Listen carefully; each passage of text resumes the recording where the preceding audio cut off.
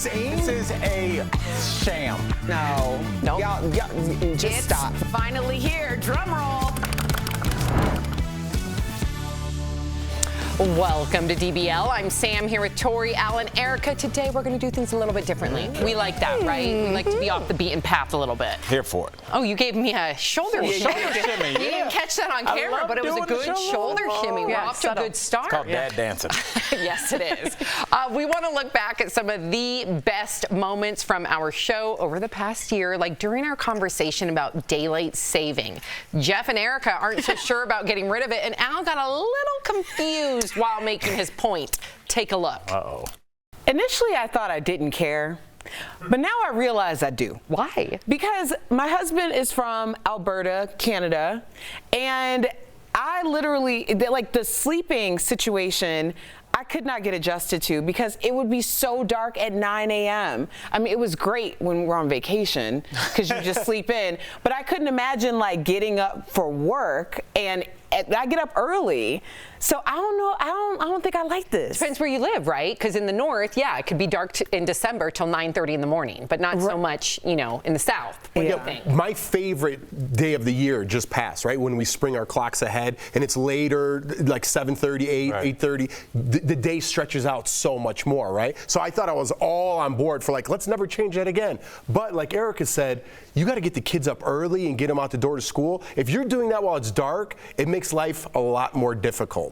So I was all for it. Now I'm like, maybe we should just keep the things the way they are. We tried this in the past. It didn't work out. I'm gonna have to disagree there, buddy. Why do you disagree? I think it getting dark is a good thing. I think we always forget that we are animals at our core. We are just basic organisms, and we need our circadian rhythms. In the winter time, when it is dark, it is time to go in your cave, and it is time for you to rest up for the winter. I think the summers, you're excited because now you have more time, but there is a part of you that for the winter, you hunker down, you eat more hearty foods, you kind of stay indoors for a little while. I think that's important to the overall cycle So are you disagreeing? So you're with us? me. No, I'm saying I like... Keep things the same. Yeah. Is that the whole thing? Yes. I thought you were saying you wanted to... Okay. No, I want to just keep it the same. We fall back, we spring ahead. What if I try to argue? No, that's good. I like that. Yeah, sometimes you're just trying to argue. What's wrong with that? Well, the problem is you weren't listening. Yeah. That was the problem. See, Which happens. I like to focus on like the argument, not the fact that I was completely checked out. Yeah, it happens a lot because we talk to each other a lot, and sometimes it's like, Albert, did you hear me? Hello. I got like a 90-second window, and then I'm like, oh, what's happening over there?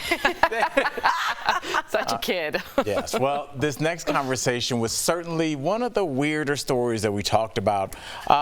Gay pets, you know, everybody's like, who isn't talking about it? I'm texting with the friends right now about it. You know, my answer to Sam's question at the top of this clip pretty much sums up my whole position, so just take a look. Have you ever thought about your pet's sexual orientation? No. What? No. It's never crossed my mind. Yeah. I don't, but I mean, what does it say about this owner that he took it back because he thought that's horrific. It's terrible, but I mean, it's something, is this something, Tori, you're into animals? Is this something that is discussed on the message boards that you're on? Oh, first of all, on the forums, absolutely. This is nasty because what else will he put a dog back for? The dog didn't do anything wrong. The dog was being a dog. First of all, it looked fabulous, and I hope it gets a new home. So I would like a little mark to be saying this guy is a total trash bag. But I will say on the other side of it, a dog, I don't know, the unconditional part of a dog has nothing to do for me with sexual orientation. It's such a comfort, it's such a guide, it's such a loving creature, and sex never came into it for me. I mean, maybe it did for others, but even if it did, I wouldn't put my dog away or take my dog. He should not be allowed to adopt another dog. It's a nasty thing to do. Because if it's not going to fit in his ideology, obviously this guy is homophobic. Yeah, and he's irrational. Right, and what else is he irrational about? Totally. I mean, what do you want me to say? Yeah, you don't have dogs. No, but I mean, I'm not going to saw down my tree because my dog humped it. You know what I mean? Yeah. It's weird. This guy's a weirdo. What are we doing? It's a very strange story, but I think unfortunately it's more common than you think. I think people are still so weird about homosexuality in 2022 that this is a story that we're still covering. So hopefully, you know, as we move forward, we'll get better. But I think it's more of an indictment on the owner, obviously, than the dog. I like in my ear while you were talking, they go, one. Yeah. And I was like, all I think we got it. God. I think we got it. Well, This guy's a weirdo. I was gonna say, as a former, He signed the petition. Is a former dog owner? Is that or is it current? Current dog. Oh my gosh. I said current dog owner. Former. Is this something that you've ever observed with your pets? Well, first of all, we used to have 5 cats, and we used to have Baby. We did lose Baby, and we did lose Kitty. We still have the remaining cats. Shout out to Baby and Kitty. Shout out to Baby. Absolutely. Baby was Al the made best. the most beautiful book of Baby for me, and I should bring it in one day. I think that is, honest to God, probably if my house burnt down, I would run in, of course, with my kids and my same. animals, but grab that book. Hey, Honestly, no, thank you. that dog's But no, awesome. Kit Kat, my cat, and Anthony, our producer, can attest to this. I did feel like Kit Kat might be. I don't want to disrespect. Right. I'm like afraid to even like compare an animal sexuality with a human. More sexuality. fluid, maybe? But me and Anthony both felt like Kit Kat was more fluid. More Yeah. fluid. That makes sense. But animals lick themselves. Like, how do you know? How do you even know what's going on? If you do see a kind of humping, or is it really what they think is sexual is actually a dominance thing a lot of the time. But if you Yes. do see, my dog loves male dogs and always goes and do Or that. sometimes it's a demeanor thing. Sure. Like I feel like Yes. Some of them might be female gender-wise, but they kind of present themselves a lot more male. And it's more dominant. In Yes. the animal world, it's just more dominant. Yes. I wonder if this Sometimes it's a story's gender real. thing. Is this story real? Yeah. Yes. Yeah. Oh, And yeah, go the to dog's getting a lot of love. A Yes. lot of love. Crazy. I know. Yeah. So yeah. what is your thoughts? You weren't on the panel. What do you think?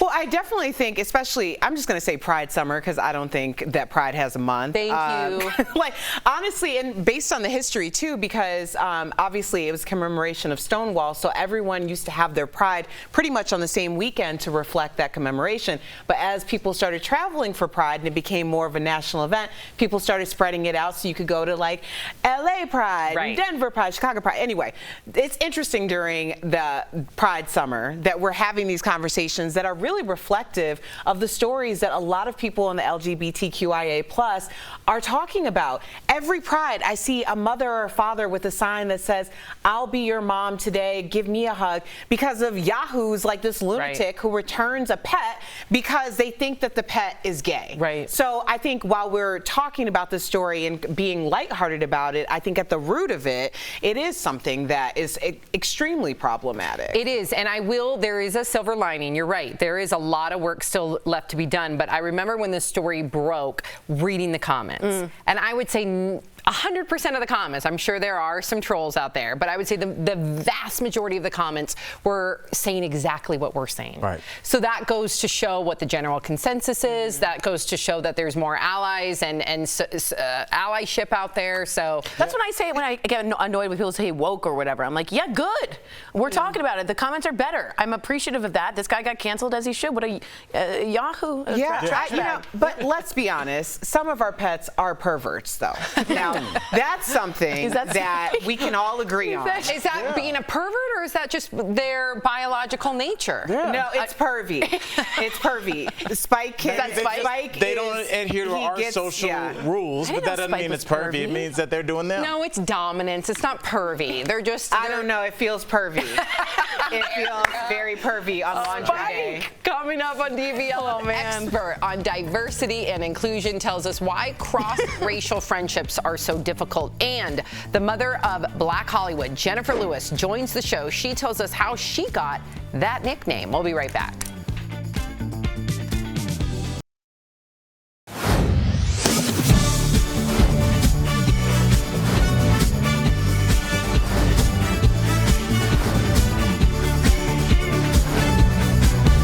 DBL is all new every day. Are you skeptical of headlines and what you see on social media? We are too. The Verify newsletter helps you distinguish between true and false information by answering your questions. It provides fast facts on trending topics, spotlights major stories, and even includes a daily fun fact for all those trivia buffs out there. Get Verify's fast facts delivered every weekday to your email inbox. Go to verifythis.com/email to check it out.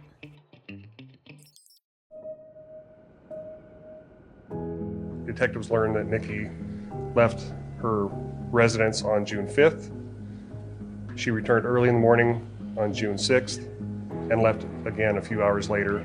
There were no further contacts or sightings of Nikki since that time. Police say a Vancouver teenager missing since this summer has been found dead.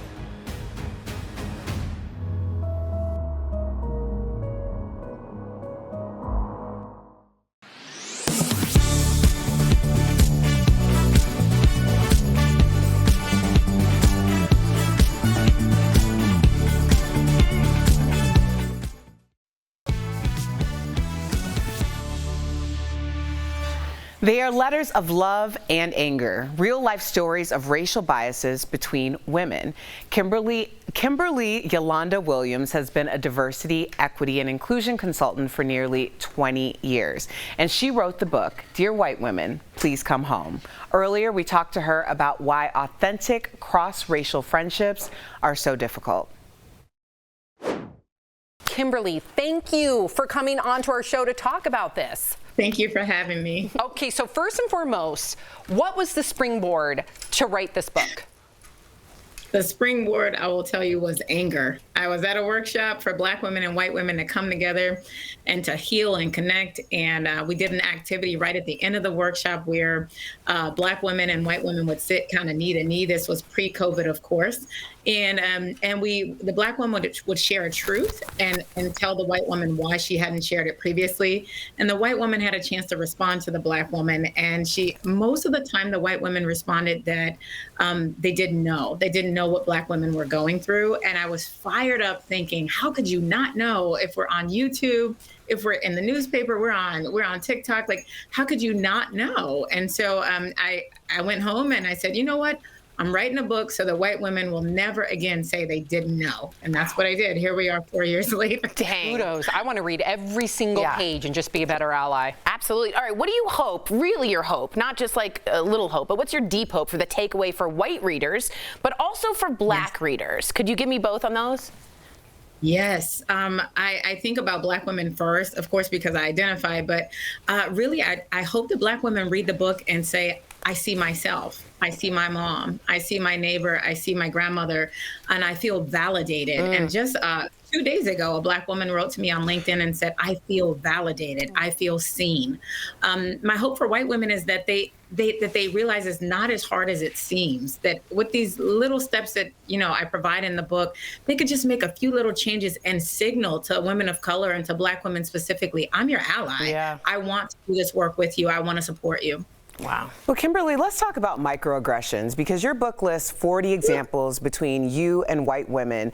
And, I have to tell you personally, people always think it's the, person who's being very overtly racist that really hurts me. It's not that. It's the people who are trying to show allyship, but they're not really processing what that necessarily means in action. So can you give us some example of how microaggressions have happened for you?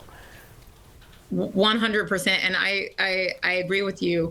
You're spot on. It's not, for me, it's not the KKK, right? It's the person that is my friend that is tripping up over their words and their actions that harm me. And so I think my most common microaggression that I experience, the two most common are my hair. Is my hair real? Is my hair, how long did it, did you grow, one of my favorite, did you grow your hair overnight? And the second one I would say is the assumption that I don't belong. And that's, I get the question, people don't know by looking at me that I speak more than one language. And so I get the question a lot, what are you? And what do you mean, what am I? I'm a human being just like you. I just happen to be bilingual. So I mean, those questions of do you belong here are probably the most hurtful for me. I've been accused of being a janitor at an organization. So, are you the janitor? Can you show, are you the, at Target shopping and I don't have on red and khakis and can you show me where to get X, Y, and Z, And I'm like, I don't work here. Right. And very quickly, I just want to ask this, like, if you're a white female viewer watching right now, they might say, well, I get what you're saying, but how can I help? How can I tell if I'm doing a good job? Like, what's the first step to make sure that I'm being a good ally? Yes. First is to let go of zero-sum thinking, right? There's no such thing as either you're good or you're a bad ally, right? Most of us are somewhere in between. And so I think that we have to do a deep dive on our biases that we have, because that's where our microaggressions stem from. So we've got to sit down and say, what are the biases that I've been socialized to have in the community that I grew up in, because we all have them. Exactly. And if we can be honest about the ones that are living in our subconscious, we can get ahead of them and we can prevent microaggressions. But most of us don't take the time to take inventory. And get Kimberly's book. Yeah. I cannot wait to read this. Thank you, Kimberly. To continue this conversation, make sure that you too get a copy of her book. You can also visit engagingacrossdifference.com. Kimberly, we appreciate you. We'll be right back. Absolutely. Thank you so much. Thank you.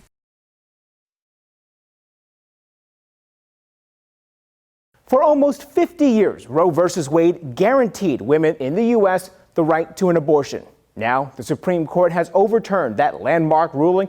Many are wondering what states can and can't do to regulate abortion. So, let's verify. Can states pass their own abortion laws now that Roe v. Wade has been overturned? Our sources are the U.S. Constitution, the Supreme Court's opinion in Roe v. Wade, and the Supreme Court decision in Dobbs v. Jackson Women's Health Organization. Before Roe v. Wade, each state can make their own abortion laws. Then, in 1973, the Supreme Court ruled that abortions were federally protected during the first trimester of pregnancy under the 14th Amendment, which protects a woman's right to privacy, and deferred to states for the second and third trimesters, with some health exceptions. The new ruling in Dobbs v. Jackson Women's Health argues that the Constitution does not guarantee a right to an abortion and that the authority to regulate it should be left to the states. With no federal law regarding abortion and no stated protection from the Supreme Court, states are free to do as they choose, either restricting or protecting access to abortions. So, yes, states can pass their own abortion laws now that Roe v. Wade has been overturned. The ruling does not mean abortions are now illegal everywhere. Instead, states can begin enforcing their existing abortion laws or enact new ones, either protective or restrictive. With your Verify, I'm Brandon Lewis. Are you skeptical of headlines and what you see on social media? We are too. The Verify newsletter answers your questions, clarifies what's true and false, and even includes a daily fun fact. Go to verifythis.com/email to check it out.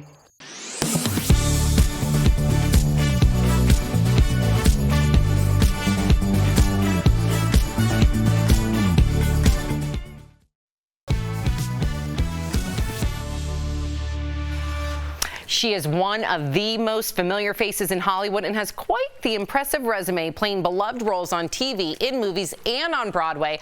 Jennifer Lewis is the one and only mother of Black Hollywood, and earlier we had the privilege of catching up with her. Check it out. Please welcome to the show. It is our honor, Jennifer Lewis. Absolutely. So excited. Hi, guys. Hi. Truly, I follow you on Insta for a long time, so I'm geeking out. But everyone knows you as the mother of Black Hollywood, and I'd love to hear you say, how'd you get that nickname? Well, you know, I started off in the movie What's Love Got to Do with It? And that sort of launched the mother career. Yes. Everybody asked me, Jennifer, why do you play everybody's mama? I say, honey, for that kind of money, I'll play the daddy. I mean, really. I love her. So I played everybody's mama. Well, you're the best at it, and we're going to stay with the mother topic because you've got a drag queen, the drag queen, Shangela, living in your basement. Can you tell us how that happened and how fun it is? He's been here 10 years, and he won't go nowhere. And I always tell him, you know, you are not going to be a bigger star than me. He is. Yeah. He is. Yeah. Jennifer, we're going to get serious for a second here because we seem to always talk about Kanye West on our show, and, you know, I take his back a lot of the times, and I know you've been open about dealing with bipolar disorder yourself. Absolutely. Yeah, what don't people outside of Hollywood really understand on this topic? You know, a lot of people have mental illness in my business, and we get into it because we can hide that mania, hide that depression. I tell people there's no shame in my game. Yeah, I did it. I laid out all my secrets in this book. I have it right here because it's a real important book. And here's the thing. We all have to pay attention. That family member that's dancing on the table at the family reunion, you know, we're busy playing spades going, oh, he's crazy. No, pay attention to the people you love. Reach out. And I always say this. You can't change anybody. You can try to help them, but everybody's got to do it for themselves. Wow. I love that. Beautifully Thank said. you. Okay, Queen, we have to talk to you about your new show. I love that for you. Tell us what that first table read as Patricia was like. And you said you'd be scared of her if you met up with her on the street. So why? Patricia is an ice queen. She is the founder and CEO of this shopping network called SBN. And honey, she's a straight shooter. Having played Ruby Johnson on Blackish for so many years, this character is light years from her, and I'm enjoying that. Listen, let's face it, Molly Shannon and Vanessa Bayer are right out of Saturday Night Live. These are comedic giants, and I had to step up to the plate a little bit. Everybody knows I'm pretty good too, but these two, they got so much love in them that I'm having a blast working with them. You walk on the set, and I walk on the set, and my whole chest feels lighter because I know I'm gonna laugh all day. They've called cut so many times because I'm laughing at these things. That's the joy. Jennifer, thank you so much, Miss Lewis, for joining us. You have to come our But I'm viewers. gonna tell you this before we go. Yeah. The show is already a hit. There you go. To It's our viewers, so good. it's so good. It's so funny. I love that for you, which is also what we love, but it's also the name of our show. Is available to stream on Showtime April 29th before you'll be able to catch it on air May 1st. There's also a memoir, Walking in My Joy, that I'm buying immediately from you. You are amazing. We'll be right back. Thank you so much. Thank you. Bye, guys. Bye.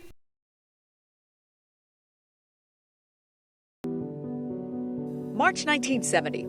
Two attorneys file a lawsuit in U.S. federal court on behalf of Norma McCorvey, a Texas resident who wanted to terminate her pregnancy. The filing, Jane Roe versus Wade, argued that Texas's abortion statutes were unconstitutional and violated McCorvey's privacy under 5 constitutional amendments. In January 1973, a 7-2 Supreme Court decision in favor of Jane Roe rules that the Constitution protects the right to an abortion. The all-male justices found abortion was a fundamental right for a woman's life and future. September 1976, the Hyde Amendment, a restrictive measure prohibiting government funds to be spent on abortions, except in the case of rape, incest, or a threat to the life of the woman, is passed. 1988 and 1989, lawmakers in Pennsylvania amend the state's Abortion Control Act, adding 5 provisions, including informed consent before an abortion, a 24-hour waiting period, consent of one parent for a minor to have the procedure, and a husband notification requirement for married women. June 1992, Planned Parenthood of Southeastern Pennsylvania versus Casey.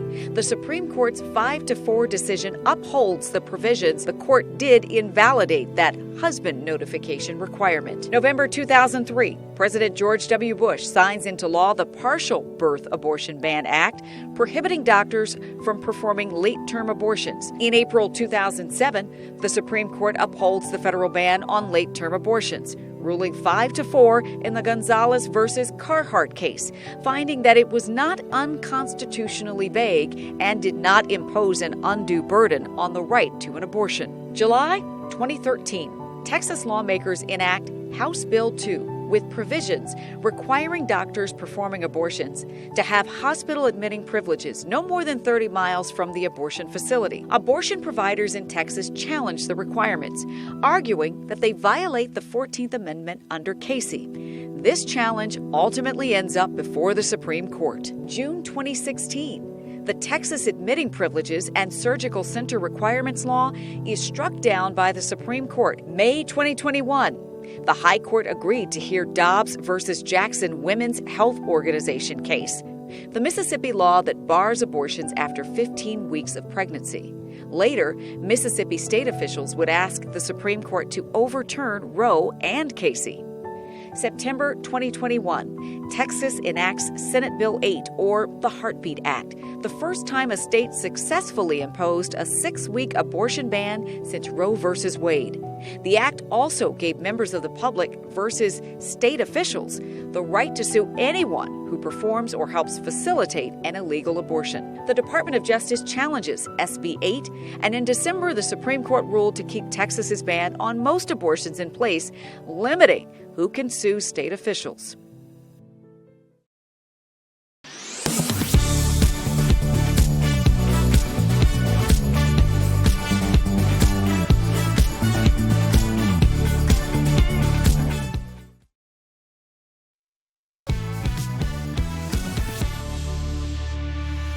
Welcome back to DBL. We love sharing your comments. Erica?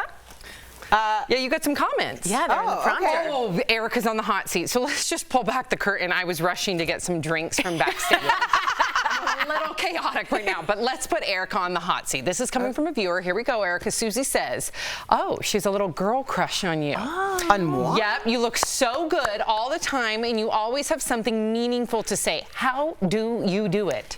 Erica. Susie, girl, my new bestie.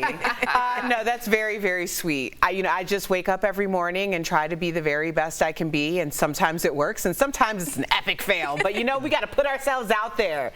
I see you, I don't boo. think I've ever seen Erica fail. I was going to say, when have you ever failed? It happens. And people on the internet remind me, so I appreciate the Susies of the world. Al, your turn. Are you ready? I'm ready. Let's Okay, Al, this is from Alex. Alex says, Al is writing a new stand-up set every segment. Yeah. He must show up to the studio so prepared. Yeah, I do. No. All the time. I'm ready. The hours of prep go into this. I have dry erase boards. I got circles and You don't have a computer at your desk. Yeah, every single person in this studio has a computer, and we all prep, and Albert is just brilliant and just sits there on that chair.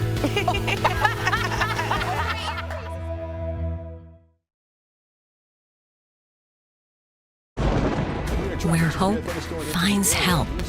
Where courage meets conviction. Where makers make fans.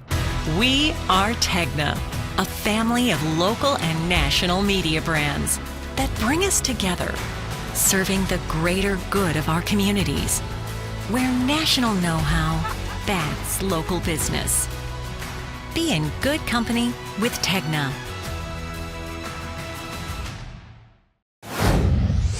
I know you lying. You are wrong as all get out. Be honest about what you are, but don't get tough when BLM protesters are walking down the street. I don't know how much time we have, but I am about to go on this rampage really quick. Okay, 1 minute. Who are you? I'm Tori. Oh. I thought everyone knew. Sorry. Don't you respect my opinions as well? I have to respect yours. Can't you respect mine? Raise the roof. Yes. Embarrassing. Yeah. DBL is all new every day.